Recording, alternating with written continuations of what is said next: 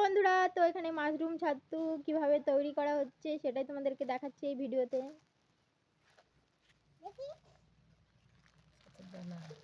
এগুলো ছাতুর দানা।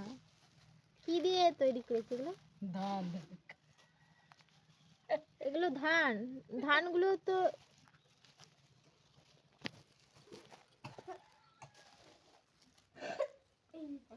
খড়গুলোকে পচিয়ে জলেতে দিয়ে রোদে শুকিয়ে দিয়েছিল। তারপর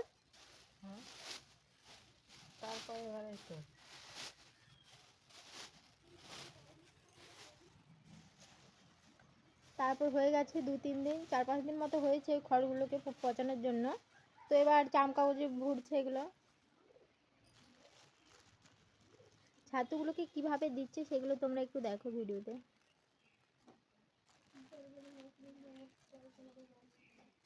চারিপাশে দিয়ে দিচ্ছে একটু একটু করে, তারপরে খড়গুলোকে দেবে তার উপরে।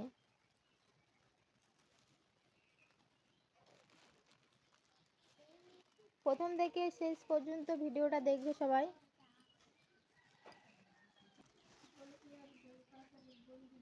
তারপরে এই যে খড়গুলোকে দেওয়া হচ্ছে তার উপরে।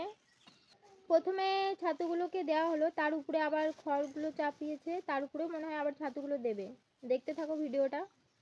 এই যে দেখো, তার উপরে আবার এই মাশরুমগুলো দিচ্ছে। দানাগুলোকে দেওয়া হচ্ছে, মাশরুম হবে, মাশরুম ছাতু বলে এগুলোকে। এগুলো শরীরের পক্ষে খাওয়া খুবই উপকারী। তো ভিডিওটা দেখো, তোমরাও বানাবে।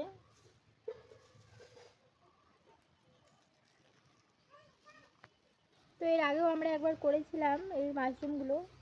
যেরকম টেস্টি খেতে, সেরকম উপকারীও আছে এগুলো।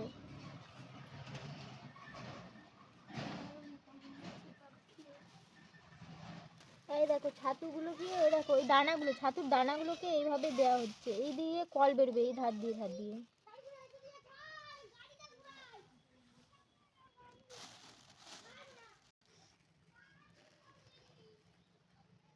সব ছাতুগুলো না রেখে নেবে। কটা থাক করবে এখানে? 4-5টা। এই যে খড়ের মধ্যে এগুলো দিচ্ছ, কদিন লাগবে এগুলো ছাতুগুলো হতে? 1 সপ্তাহ। সবাই এখানটা একটু ভালো করে দেখে নাও, যে এই যে থাক থাক করে এগুলো সাজাচ্ছে। প্রথমে দিয়েছে, তারপরে আবার কিছুটা খড় দিয়েছে, তারপরে আবার দিয়েছে, এরকম করে করে দিচ্ছে সব।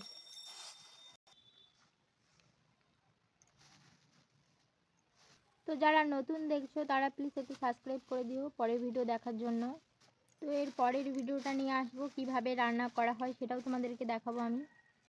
তো বন্ধুরা, আমার ভিডিওটা একটু ফলো করো। তো তোমরা প্রত্যেক দিন আমার শর্ট ভিডিওতে তোমরা দেখতে পাবে, ভিডিওগুলোতে দেখতে পাবে যে ছাতুগুলো কিভাবে বড় হচ্ছে।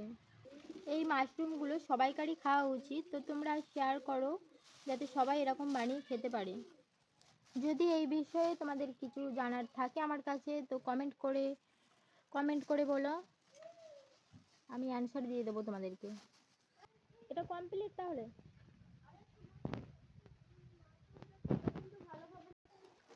তো কারিটার মধ্যে সব দেওয়া হয়ে গেছে, বেঁধে নেবে উপরেরটা। তারপরে দেখো চারিপাশে ফুটো করবে, যেখানে ফুটো করা হচ্ছে ওইখান দিয়ে তোমার ছাতুগুলো বেরোবে। হ্যাঁ, আর একটা কথা বন্ধু, এটা কিন্তু আলোর মধ্যে রাখবে না, অন্ধকারে রাখবে।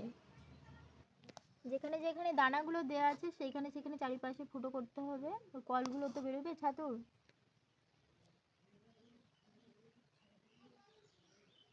যারা যারা এখনো সাবস্ক্রাইব করোনি তাড়াতাড়ি সাবস্ক্রাইব করে দেবে, তোমাদের কাছে শর্ট ভিডিওতেও পৌঁছে যাবে কিভাবে এগুলো বানানো হচ্ছে। তো কিভাবে এগুলো বড় হবে তো তোমরা সেটাও দেখতে পাবে শর্ট ভিডিওতে। তো এই পর্যন্তই বন্ধুরা, ভালো থেকো সবাই, বাই, টাটা। আর সবাই একটা মিষ্টি করে কমেন্ট করে যেও।